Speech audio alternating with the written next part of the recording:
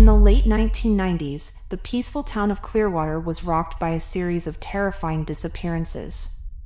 What started as isolated incidents soon revealed a disturbing pattern. Over the course of 5 years, 6 women went missing, only for their bodies to be discovered in remote areas, seemingly untouched by the chaos of their final moments.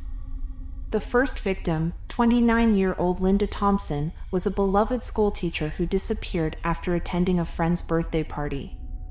She was last seen walking to her car in the parking lot of a local bar. Her body was found 3 weeks later in a heavily wooded area just outside of town.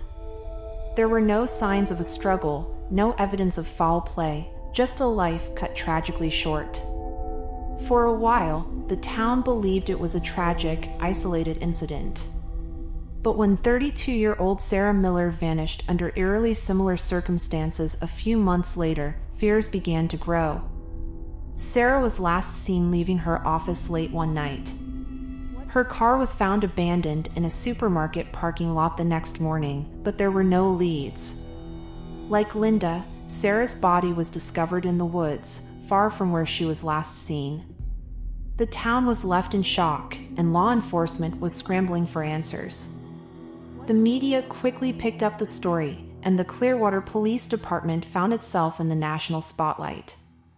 Local newspapers called the unknown assailant the silent killer because of the lack of any clear evidence or witnesses.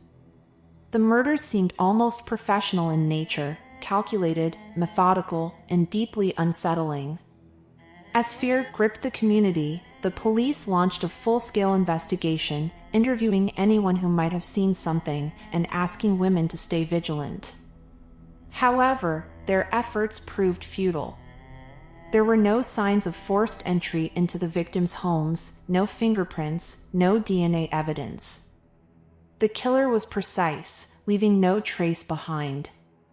Months passed, and then a third victim was discovered.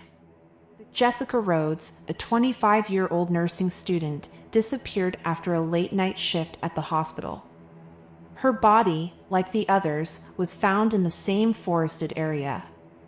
The similarities between the cases were undeniable. Each woman was abducted late at night, their cars abandoned in public places, and their bodies found miles away with no sign of how they got there. Panic began to take hold of Clearwater.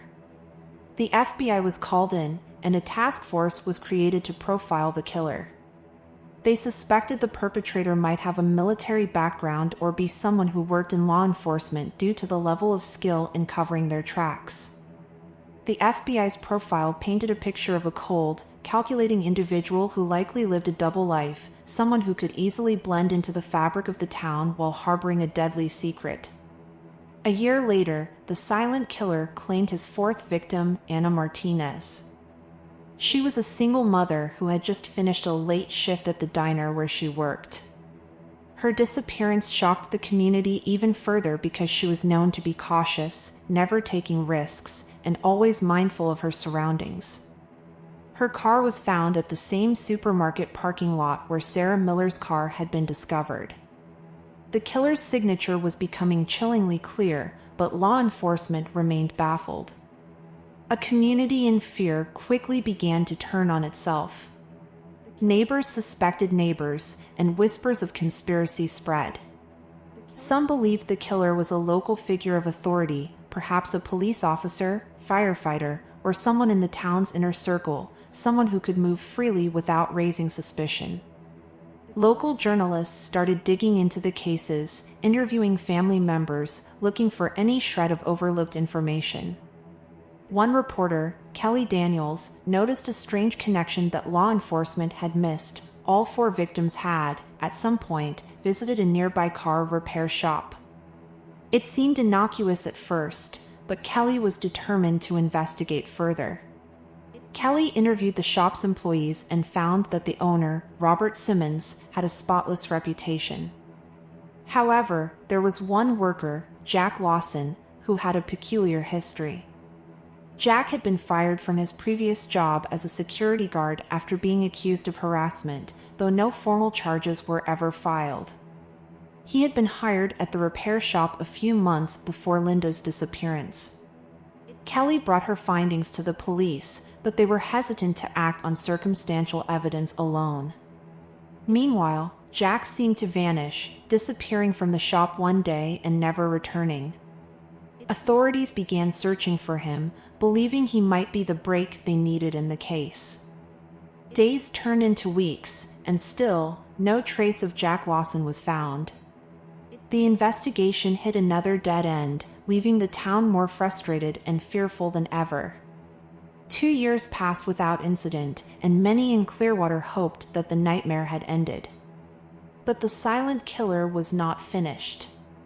In the summer of 2003, 2 women disappeared within weeks of each other: Jennifer Lewis, a college student home for summer break, and Rachel Matthews, a 38-year-old single woman living alone. Their bodies were discovered in the same forest, in the same manner as the others. The FBI revisited every lead, including Kelly Daniels' investigation into Jack Lawson, but it led nowhere. Despite the massive manhunt, Jack was never found, and no further evidence connected him definitively to the crimes. To this day, the identity of the silent killer remains unknown. The case officially went cold in 2005, though detectives occasionally revisit it when new information surfaces. Some locals believe the killer may have died or moved away, while others fear they still walk among them, blending into the shadows of Clearwater. Despite endless speculation, the Clearwater murders remain one of the most chilling unsolved mysteries in recent history. Who was the silent killer? How did they manage to evade capture for so long? And why did the killing stop? These are questions that continue to haunt the small town, leaving its residents to wonder whether the nightmare will ever truly be over.